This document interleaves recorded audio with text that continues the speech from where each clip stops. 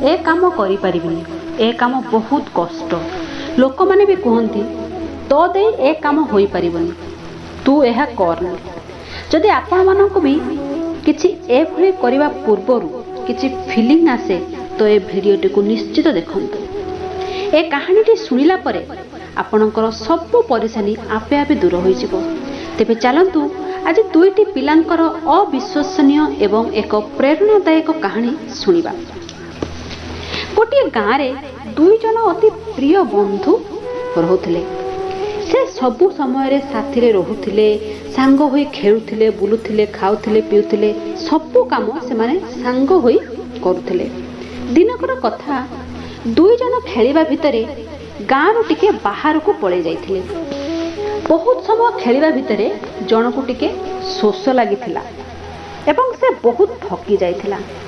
पाखरे गोटे कुओ थिला। आख पाखरे आउ केही नथिबारु निजे पानी खोली पीबाकू चेष्टा कला बेलकू जणे पिला से कुओ भितरे पड़ीगला। अन्य पिलाटी किछि चिंता न करी, समय नष्ट न करी पाखरे थिबा एक बाल्टी को कुओ भितर को फिंगी देला एवं से निजे मध्य दौड़ीटी को चापिकी धरिथिला। कुओरे पड़िथिबा छुआटी बहुत डरी जाइथिला। जेतेबेले से बाल्टी देखिला जल्दी से धरी पकेला एवं ऊपर थिबा पिलाटी जैसे तैसे हो करिके ताकू बहुत कष्ट रे टाणी टाणी कुओ ऊपर को आनिला एवं ता मित्र को देइथिला। एबे से दुई जन सांग बहुत डरी जाइथिले। भाबिले गाँ को गले आम दुई जनकर भलरे धुलेई हबो। जेतेबेले गाँ लोक जानिबे कि आमे कुओरे पड़ी जाइथिलु पुणी बाहरी की आसिलु, सेतेबेले गाँ लोक आमको बहुत बाड़ेइबे। किंतु सेमाने जेतेबेले गाँ रे पहुँचिले एवं घरे जाई कहिले कि ता सांग जे कि 10 वर्षर से कुओरे पड़ीगला एवं 6 वर्षर जे ताकू से कुओरु उद्धार कला।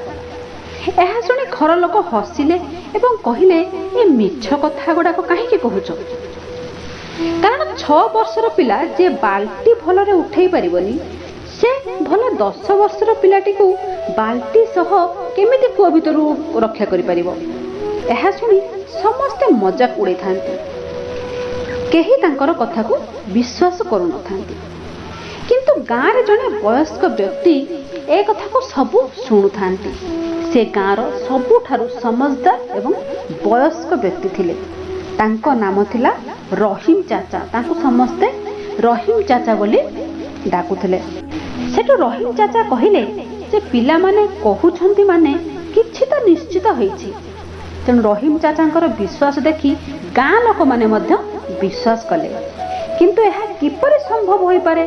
सेठु रहीम चाचा कहिले प्रश्न एया नुहे कि छोट पिलाटी किमिति रक्षा कला, प्रश्न एया कि आखिर ता पाखरे एते शक्ति आसिला कोन?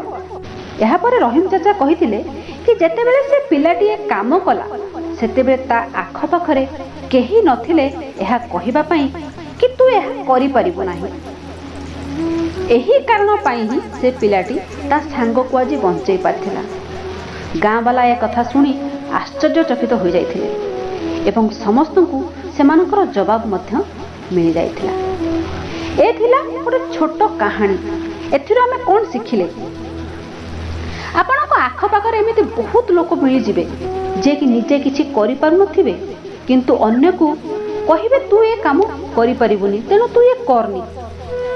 तेणु एभली लोकंक ठारू सबु बेले दूरे रहिले बहुत भलो एवं सबु बेले निज भितरे पूर्ण विश्वास रहिबा भी बहुत आवश्यक।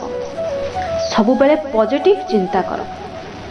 जदि निज उपरे निजर दृढ़ विश्वास थाए तो दुनियार कौनसी ताकत आपण को रोकी परिबो नाही।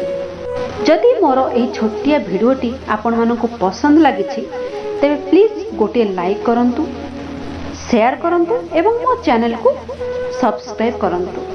आज पई रखुछि, नमस्कार।